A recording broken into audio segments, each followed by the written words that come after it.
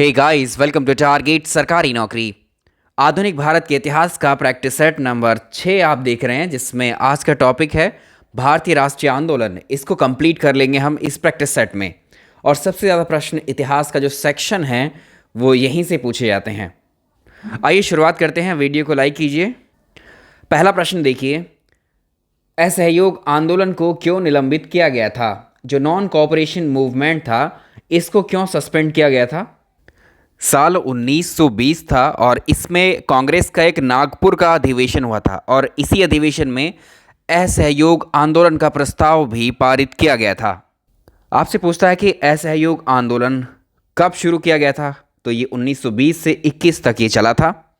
शुरुआत इसकी 1920 में हुई थी।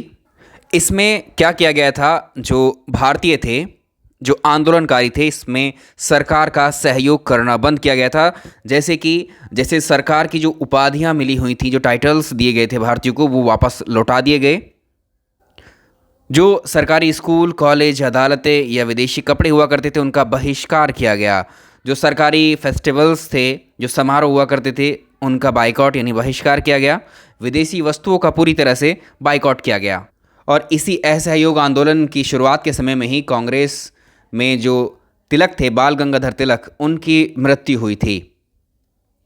और इस असहयोग आंदोलन के दौरान एक घटना हुई थी जिसको हम कहते हैं चोरा चोरी की घटना, या चोरा चोरी कांड के नाम से फेमस है। ये कहाँ पर है? उत्तर प्रदेश का जो गोरखपुर जिला है, वहीं पर है चोरा चोरी नामक स्थान। यहाँ पर एक जुलूस निकल रहा था और इस पर गोली चलाए जाने के कारण से जो जनता है भड़क जाती है और वहाँ एक थाने में आग लगा देती है पब्लिक। और इसमें एक थानेदार सहित 21 हवलदारों की मृत्यु हो जाती है। जिसके तुरंत बाद में गांधी जी के द्वारा जिस तरह से ये हिंसक गतिविधियां बढ़ रही थी, तो गांधी जी ने बारदोली में एक कांग्रेस की कार्य समिति की एक बैठक बुलाई और इसमें चोरा चोरी कांड के कारण जो सामूहिक सत्याग्रह और असहयोग आंदोलन, इन दोनों को स्थगित करने के प्रस्ताव रखे थे। और 12 फरवरी 1922 को इस असहयोग आंदोलन को समाप्त किया गया था। पूरी तरह से जो समाप्त हुआ था असहयोग आंदोलन, वो कब हुआ था? 1922 में किया गया था, 12 फरवरी 1922 को। तो चोरा चोरी में हुई हिंसक घटना के कारण इस आंदोलन को निलंबित किया गया था। नेक्स्ट देखेंगे, गांधी इरविन समझौता, जो कि 5 मार्च 1931 को हुआ था, ये किस आंदोलन से संबंधित था? गांधी जी के द्वारा 11 सूत्री मांगे रखी गई थी लॉर्ड इरविन के सामने। तो इरविन को एक पत्र लिखा था गांधी जी के द्वारा। उसमें कहा था कि मैंने रोटी मांगी थी, बदले में मुझे पत्थर मिला, इंतज़ार की घड़ियां अब समाप्त हुई। ऐसा एक लेटर इरविन को गांधी जी की तरफ से गया था और आंदोलन की शुरुआत की गई थी जिसका नाम था सविनय अवज्ञा आंदोलन। इस आंदोलन के तहत 12 मार्च 1930 को इस सत्याग्रह की शुरुआत की गई। और गांधी जी ने क्या किया? साबरमती आश्रम से अपने अनुयायियों को लेकर, 78 फॉलोवर थे, इन अनुयायी थे गांधी जी के, इनको अपने साथ लेकर के 240 मील की लंबी पद यात्रा तय की और 5 अप्रैल 1930 को गुजरात के समुद्र तट पर पहुंचकर दांडी नामक गांव में इन्होंने जो है दांडी, जिसे हम दांडी मार्च के नाम से जानते हैं, इस यात्रा को ये कंप्लीट किया था। और यहीं पर 6 अप्रैल 1930 को दांडी में मुट्ठी भर नमक को हाथ में उठा करके जो सरकार का नमक कानून था उसको तोड़ा था गांधी जी ने। और इस समय की हम बात करें, तेज बहादुर सप्रू और साथ में जयकर थे। इनके प्रयासों से गांधी जी और इरविन के बीच में 17 फरवरी को दिल्ली में एक मीटिंग बुलाई गई थी और 5 मार्च 1931 को एक समझौते पर हस्ताक्षर किए गए, जिसे हम जानते हैं गांधी इरविन समझौता के नाम से। तो इसको याद रखिए, कहाँ पर हुआ ये? गांधी इरविन समझौते को हम दिल्ली समझौता भी बोलते हैं। 5 मार्च 1931 को दिल्ली में एक समझौता हुआ। इस समझौते को कहा गया गांधी इरविन समझौता। सरोजनी नायडू ने इस गांधी इरविन समझौते को दो महात्माओं का मिलन कहा था।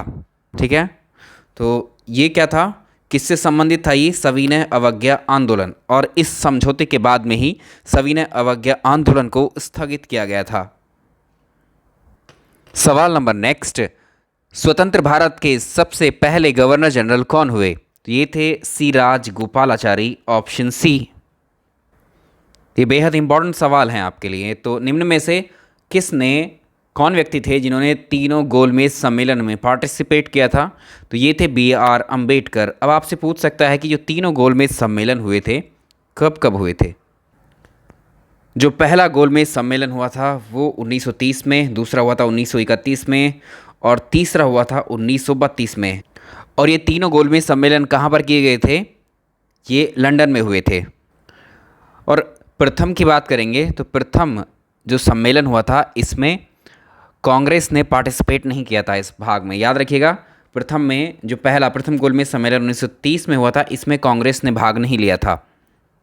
दलित वर्ग की तरफ से सेपरेटली डॉक्टर भीमराव अंबेडकर ने इसमें पार्टिसिपेट किया था और बाकी इसके अलावा जो दोनों सम्मेलन होते हैं अगले उनमें भी हो जाते हैं। सेकेंड वाला गोलमेज सम्मेलन 1931 में हुआ और इसमें कांग्रेस ने भाग लिया और कांग्रेस का प्रतिनिधित्व इसमें गांधी जी के द्वारा किया गया, याद रखिएगा। तो दूसरे गांधी जी ने इसमें भाग लिया और कांग्रेस का प्रतिनिधित्व द्वितीय गोलमेज सम्मेलन में किया था और इसमें भीमराव अंबेडकर भी जैसे पहले गए थे इसमें भी गए थे।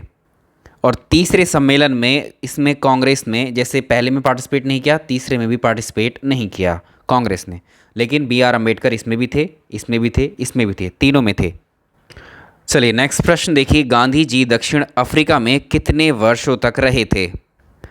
वैसे गांधी जी भारत से जब गए थे दक्षिण अफ्रीका को वो तो 1893, याद रखिएगा 1893 में दक्षिण अफ्रीका गए थे। वो भी एक भारतीय मुसलमान थे, व्यापारी थे, तो जिनका नाम था अब्दुल्ला।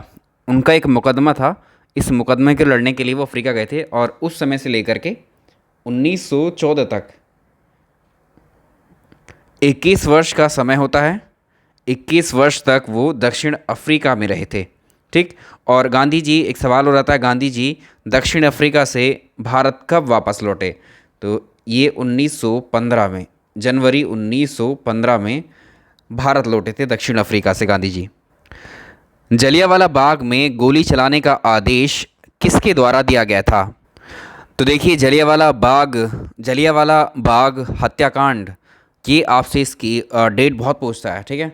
तो ये घटना कब घटित हुई थी? 13 अप्रैल 1919 को।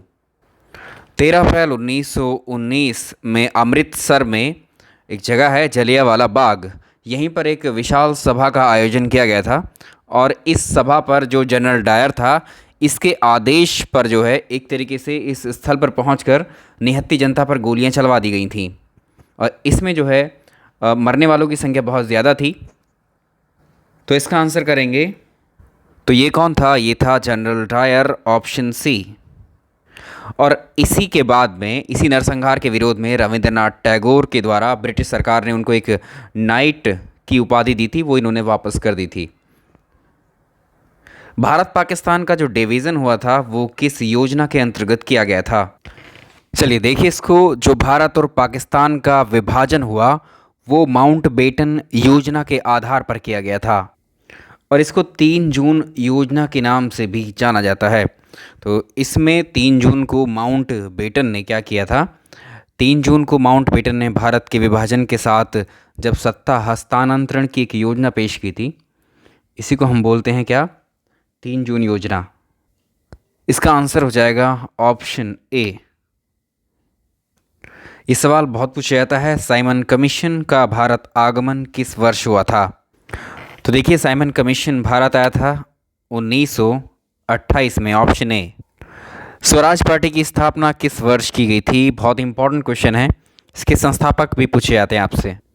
स्वराज पार्टी की जो स्थापना थी वो वर्ष 1923 में की गई थी। 2 व्यक्तियों के द्वारा इसकी स्थापना की गई थी और आप जानते हैं ये हैं CR दास और मोतीलाल नेहरू के द्वारा, ये इसके संस्थापक थे। CR दास और मोतीलाल नेहरू के द्वारा साल 1923 में स्वराज पार्टी की स्थापना की गई थी असहयोग आंदोलन की समाप्ति पर। अगला प्रश्न देखेंगे, वर्ष 1919 में पंजाब में हुए क्रूर अत्याचारों के विरोध स्वरूप ब्रिटिश सरकार से प्राप्त सर की उपाधि किसने लौटा दी थी? तो ये बात हो रही है जलियांवाला बाग हत्याकांड की, तो ये थे रविंद्रनाथ टैगोर। भारत में साइमन कमीशन का बायकॉट किया गया, इसकी मुख्य वजह क्या थी? जो साइमन कमीशन था, इस आयोग में सारे के सारे सदस्य अंग्रेज़ हुआ करते थे। इसमें एक भी भारत के किसी भी व्यक्ति को सदस्य के रूप में इसमें नहीं शामिल किया गया था, जिसके तहत इस कमीशन को भेदभावपूर्ण बताया गया। तो इसमें क्या था? ऑप्शन बी, सभी सदस्य अंग्रेज थे। हंटर कमीशन की नियुक्ति क्यों की गई थी, कब की गई थी? जो जलियांवाला बाग हत्याकांड हुआ था, जनरल डायर ने करवाया था, गोली चलवाई थी। इस हत्याकांड की जांच कराने के लिए एक कमीशन बनाया गया जिसे हंटर आयोग कहा गया। और इस हंटर आयोग की नियुक्ति जो की गई थी वो जलियांवाला बाग हत्याकांड के बाद की गई थी। वर्ष आपसे पूछ सकता है, तो जलियांवाला बाग हत्याकांड हुआ था 1919 में। भारत छोड़ो आंदोलन कब स्टार्ट हुआ था? तो ये डेट थी 9 अगस्त 1942। ब्रिटिश सरकार ने महात्मा गांधी को जो उपाधि दी थी, उन्होंने किस आंदोलन में वापस की थी? तो असहयोग आंदोलन था, जिसके दौरान जो केसरे हिंद की उपाधि पहले अंग्रेज़ों के द्वारा दी गई थी, वो टाइटल वापस कर दिया गया गांधी जी ने। रॉलेट एक्ट कब पारित किया गया था? ये जो क्रांतिकारी जो रेवोल्यूशनरी एक्टिविटीज़ थी, इनमें कमी लाने के लिए इस एक्ट को पास किया गया था। चलिए नेक्स्ट प्रश्न देखिए, एनी बेसेंट पर आधारित है ये। एनी बेसेंट इनमें से किससे संबंधित थी? 3 स्टेटमेंट है। पहला स्टेटमेंट देखिए, होम रूल आंदोलन प्रारंभ करने के लिए उत्तरदायी थी। जी हाँ, होम रूल लीग आंदोलन इनके द्वारा स्टार्ट किया गया था 1916 में। और अगला देखिए, थियोसोफिकल सोसाइटी थी, इसकी संस्थापिका थी। जो थियोसोफिकल सोसाइटी थी, इसकी स्थापिका कौन थी? एक रूस की रहने वाली हेलेना ब्लाट्स्की। और एक व्यक्ति थे अमेरिका के, वो थे हेनरी स्टील ऑलकट। तो थियोसोफिकल सोसाइटी की स्थापना इन्होंने नहीं की। इंडियन नेशनल कांग्रेस की एक बार अध्यक्ष भी रही थी ये, ठीक है। तो ये भारतीय राष्ट्रीय कांग्रेस की प्रथम महिला अध्यक्ष के रूप में चुनी गई थी, ये बात भी सही है। तो पहला और तीसरा इसका सही आंसर हो जाएगा। तिलक के द्वारा और एनी बेसेंट के द्वारा होम रूल लीग की स्थापना की गई थी वर्ष 1916 में। दोनों को मिला दिया गया था, किस वर्ष मर्ज किया गया था? तो ये हुआ था 1918 में। चलिए, अच्छा प्रश्न है आपके लिए। दक्षिण अफ्रीका के किस रेलवे स्टेशन पर गांधी जी को ट्रेन से बाहर फेंका गया था? हम बात कर रहे थे गांधी जी के बारे में कि गांधी जी भारत से साउथ अफ्रीका गए थे। एक यहाँ के व्यापारी थे भारत के, जो अफ्रीका में रह रहे थे, अब्दुल्ला नाम के। इनका मुकदमा लड़ने के लिए गए थे। यहाँ से तो पानी के जहाज़ से दक्षिण अफ्रीका गए थे और डरबन पहुँचे थे। डरबन के बाद वो 7 जून को वो ट्रेन पकड़ते हैं प्रीटोरिया के लिए। और इस दिन गांधी जी के पास में जो टिकट था, वो फर्स्ट क्लास का टिकट हुआ करता था। जब गांधी जी इस ट्रेन से जाने वाले थे, तो वो जाकर फर्स्ट क्लास में अपनी बर्थ पर बैठ जाते हैं। और यहाँ से ट्रेन जो पीटर मारिट्सबर्ग स्टेशन है, वहाँ जाने वाली थी। तो उनसे किसी ने आकर के बोला कि आप जो है यहाँ फर्स्ट क्लास डब्बे से निकल करके जो है थर्ड क्लास डब्बे में चले जाइए। गांधी ने कहा मेरे पास फर्स्ट क्लास का टिकट है, जाने से मना कर देते हैं गांधी जी। तो जैसे ही ट्रेन उस स्टेशन पर रुकती है, पीटर मारिट्सबर्ग स्टेशन पर, तो उन्हें धक्का देकर वहाँ से उतार दिया जाता है। इसका ऑप्शन होगा ऑप्शन बी, सही आंसर है। नेक्स्ट वन, गांधी जी ने किस गोलमेज सम्मेलन में हिस्सा लिया था? तो गोलमेज सम्मेलन हुए थे 3, आपको पता है। पहले में कांग्रेस ने पार्टिसिपेट नहीं किया, दूसरे में कांग्रेस ने पार्टिसिपेट किया और कांग्रेस की तरफ से गए थे गांधी जी। तो द्वितीय गोलमेज सम्मेलन की ये बात है। फिर तीसरे गोलमेज सम्मेलन में फिर से कांग्रेस नहीं गई। और आपसे पूछता है, जो हम पहले भी कर चुके हैं, प्रथम द्वितीय तृतीय तीनों गोलमेज सम्मेलन में राउंड कॉन्फ्रेंस में पार्टिसिपेट किसने किया था? वो थे बी आर अम्बेडकर। इनमें से कौन सी घटना सबसे पहले हुई थी? वर्ष आपको पता होनी चाहिए, ऐसे ही एज इट इज़ पूछता है आपसे हमेशा। कभी कभी तो आंदोलन को दे देगा और उसका वर्ष पूछेगा, किस वर्ष ये आंदोलन हुआ था। भारत में गांधी जी दक्षिण अफ्रीका से पहुंचे थे साल 1915 में। और जैसे ही वो पहुंचे 1915 में, उसके 2 साल के बाद 1917 में हुआ था चंपारण सत्याग्रह। वर्ष 1917 में चंपारण सत्याग्रह का नेतृत्व गांधी जी के द्वारा किया गया और ये सफल भी हुआ था। इसके बाद में हुआ था खेड़ा सत्याग्रह। ये प्रथम असहयोग आंदोलन माना जाता है। वर्ष 1918 में हुआ था ये असहयोग आंदोलन हुआ था 1920 से 21। सविनय अवज्ञा आंदोलन, ये वर्ष 1930 था। तो ऐसे ही कई सारे आंदोलन कमीशन को हम अलग अलग वर्ष देखे थे हमने, जैसे ये लिखे हैं।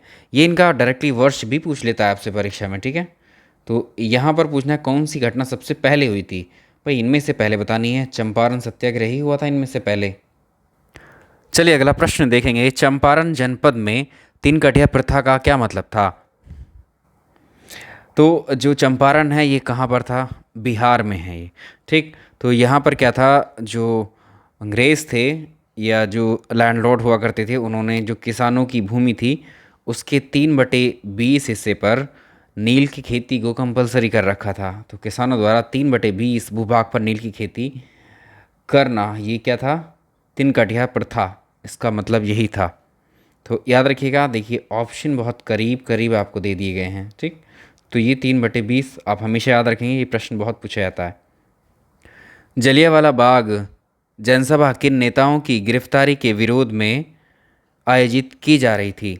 तो डॉक्टर सत्यपाल थे और डॉक्टर किचलू, इनको गिरफ्तार कर लिया गया था पहले, और इसी के विरोध में जलियांवाला बाग, अमृतसर के जलियांवाला बाग में एक विशाल सभा का आयोजन किया गया था, जिस पर जनरल डायर ने, अंग्रेज़ अधिकारी जनरल डायर ने निहत्थी भीड़ पर जो है गोलियां चलवा दी थी।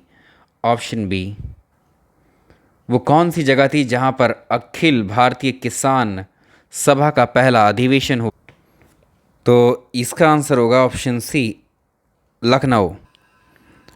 निम्न में से किस आंदोलन में सरदार वल्लभ भाई पटेल ने मुख्य भूमिका निभाई थी। ये था बारदोली सत्याग्रह। इंपॉर्टेंट प्रश्न है, कई बार पूछा हुआ है। महात्मा गांधी ने सरदार वल्लभ भाई पटेल को सरदार की उपाधि उनकी बड़ी संगठन क्षमता के कारण किस आंदोलन में दी थी। पहले पूछता है कि सरदार की उपाधि किसके द्वारा दी गई थी, सरदार वल्लभ भाई पटेल को, तो ये महात्मा गांधी के द्वारा दी गई थी। एक प्रश्न तो इसी में शामिल है इस क्वेश्चन में, ठीक है। किस आंदोलन के दौरान दी गई थी ये पूछ रहा है। एक और प्रश्न हमने किया था, ये दोनों प्रश्न बहुत इम्पॉर्टेंट हैं। अगर हम बात करें सरदार वल्लभ भाई पटेल की, 1928 में एक सत्याग्रह, जिसे हम बारदोली सत्याग्रह कहते हैं, ये किसान आंदोलन था। इसका सफल नेतृत्व किया गया था किसके द्वारा, सरदार वल्लभ भाई पटेल के द्वारा। तो बारदोली सत्याग्रह 1928 में हुआ था। सफलतापूर्वक नेतृत्व किसके द्वारा किया गया, सरदार वल्लभ भाई पटेल के द्वारा। तो भारतीय स्वतंत्रता संग्राम के दौरान 1928 में गुजरात में हुआ था एक प्रमुख किसान आंदोलन, इसका नेतृत्व सरदार पटेल के द्वारा किया गया। उस समय यहाँ की जो सरकार थी, प्रांतीय सरकार यहाँ की, इसने किसानों के लगान में 30% वृद्धि कर दी थी, और पटेल साहब ने इस लगान वृद्धि का जमकर विरोध किया था इस बारदोली सत्याग्रह के थ्रू। तो इस आंदोलन की सफलता के बाद ऐसा कहा जाता है कि वहाँ की महिलाओं के द्वारा सरदार वल्लभ भाई पटेल को सरदार की उपाधि दी गई। लेकिन प्रश्न में क्या है, गांधी जी, ठीक है। तो गांधी जी ने संबोधित किया था सरदार को, पटेल को सरदार के नाम से। प्रश्न का आंसर तो ये होगा बारदोली सत्याग्रह। भूदान आंदोलन को किसने स्टार्ट किया था। भूदान, भू मतलब भूमि यानी लैंड, दान मतलब दान दे देना, भूमियों को दान में देना। ये आंदोलन कब शुरू हुआ था। भूदान आंदोलन साल 1951 में स्टार्ट किया गया था आचार्य विनोबा भावे के द्वारा। एक्चुअली एक भूमि सुधार आंदोलन था। लोगों से आग्रह किया गया था आज़ादी के बाद में कि उन पे जितनी लैंड है वो जितना वो प्रयोग कर सकते हैं उतनी भूमि को अपने पास रखें, बाकी को दान कर दें। जैसे कि गांधी जी विश्वास कर रखते थे इस चीज़ में कि एक उनका कॉन्सेप्ट था कि जितना ज़रूरत है, जिस वस्तु का आपको जितनी ज़रूरत है आप उतना ही अपने पास रखें, बाकी अगर आपके पास एक्स्ट्रा है तो उसको दान कर सकते हैं। तो यही फॉलो किया था आचार्य विनोबा भावे के द्वारा। भूदान आंदोलन की स्टार्टिंग सबसे पहले किस राज्य से स्टार्ट किया गया था इसको। भूदान आंदोलन को स्टार्ट किया गया था आंध्र प्रदेश से। Option A. 30 मई 1919 को अपना अलंकरण यानी ऑनर भारत सरकार को लौटाने वाले व्यक्ति कौन थे। जानते हैं आप इनको, सर की उपाधि वापस की थी। और 30 मई 1919 में आप जानते हैं कौन सी घटना हुई थी, जलियांवाला बाग हत्याकांड के बाद रविंद्रनाथ टैगोर ने सर की उपाधि, नाइटहुड की उपाधि वापस की थी। जलियांवाला बाग हत्याकांड के विरोध में निम्नलिखित में से किसने वायसराय के कार्य परिषद से त्यागपत्र दिया था? ये कौन थे? Sir Shankar Nair. Option C. भारतीय स्वतंत्रता आंदोलन के काल के संदर्भ में जो नेहरू रिपोर्ट बनाई गई थी, इसमें किस किस की अनुशंसा की गई थी? भारत के लिए पूर्ण स्वतंत्रता की बात इसमें नहीं की गई थी। अल्पसंख्यक हेतु आरक्षित स्थानों के लिए संयुक्त निर्वाचन क्षेत्र, ये था इसमें। और जो सबसे इम्पोर्टेंट, संविधान में भारतीयों के लिए मौलिक अधिकारों का प्रावधान। जलियांवाला बाग हत्याकांड के लिए जिम्मेदार जनरल ओ डायर को निम्न में से किसने मार डाला था बाद में? उधम सिंह के द्वारा हत्या की गई थी जनरल डायर की। Option C. जलियांवाला बाग नरसंहार जब हुआ था, इस पर कांग्रेस की जांच समिति की रिपोर्ट के प्रारूप लिखने का कार्य किसको सौंपा गया था? ये थे महात्मा गांधी। खिलाफत आंदोलन के नेता इनमें से कौन थे? प्रमुख नेता आपको बताना है, या खिलाफत मूवमेंट को शुरू किसने किया था? ये थे मोहम्मद अली और शौकत अली, ये दो व्यक्ति थे। निम्नलिखित में से किसने वर्ष 1920 में नागपुर के भारतीय राष्ट्रीय कांग्रेस के अधिवेशन में असहयोग प्रस्ताव को प्रस्तावित किया था? ये प्रश्न पहले डिस्कस भी कर चुके हैं हम। चित्तरंजन दास थे, यानी CR दास। बेहद इंपॉर्टेंट प्रश्न है। निम्नलिखित में से किस केस की समस्त संसार में चर्चा हुई थी और अभियुक्तों के समर्थन में Albert Einstein, HG Wells, Harold Laski और रूजवेल्ट ने सहानुभूतिपूर्ण टिप्पणियां की थी इस पर? ये था मेरठ षड्यंत्र मुकदमा। Option C. निम्नलिखित में से किसने असहयोग आंदोलन को समर्थन दिया था परंतु इसके परिणाम रिजल्ट्स को नहीं देख पाया? कौन था वो? ये व्यक्ति थे असहयोग आंदोलन की शुरुआत के समय कांग्रेस को जो है, या हम कह सकते हैं जो असहयोग आंदोलन था, इसकी शुरुआत में जो तिलक थे, बाल गंगाधर तिलक, इनकी मृत्यु हो गई थी। ठीक है, तो इसका सदमा सभी को झेलना पड़ा था। तो ये कौन थे? बाल गंगाधर तिलक। A option. जो चोरा चोरी कांड हुआ था, इसकी एग्जैक्ट डेट आपको बतानी है। चोरा चोरी कांड उत्तर प्रदेश के गोरखपुर ज़िले में हुआ था। इसकी तिथि थी 5 फरवरी 1922। चोरा चोरी नाम की जगह किस जनपद में है? उत्तर प्रदेश के गोरखपुर में है ये जगह। ये प्रश्न कर चुके हैं, इसका आंसर अब कर सकते हैं। किस घटना के बाद असहयोग आंदोलन को वापस लिया गया था? ये चोरा चोरी कांड ही था। ये भी अच्छा प्रश्न है। किस घटना के बाद महात्मा गांधी ने असहयोग आंदोलन को अपनी हिमालय जैसी भूल बताया था? तो ये था चोरा चोरी। असहयोग आंदोलन के दौरान विदेशी वस्त्रों के लिए जलाए जाने पर किसने महात्मा गांधी को ये लिखा कि निष्ठुर बर्बादी की जा रही है? ये थे रविंद्रनाथ टैगोर। Option B. और इस तरह से ये यहाँ पर भारतीय राष्ट्रीय आंदोलन ख़त्म हो गया। तो यहाँ पर भारतीय राष्ट्रीय आंदोलन हमने कंप्लीट कर लिया है। और इसके बाद अभी आधुनिक भारत के कुछ सेक्शन बचते हैं हमारे, उनको भी अभी कवर कर लेंगे एक एक प्रैक्टिस सेट में। अलग अलग क्वेश्चन की संख्या हम जो है ऐसी रखते हैं कि मतलब इन्हीं में से आपको प्रश्न मिल जाए परीक्षा में। चलिए वीडियो को लाइक एंड शेयर कीजिएगा। Thank you so much.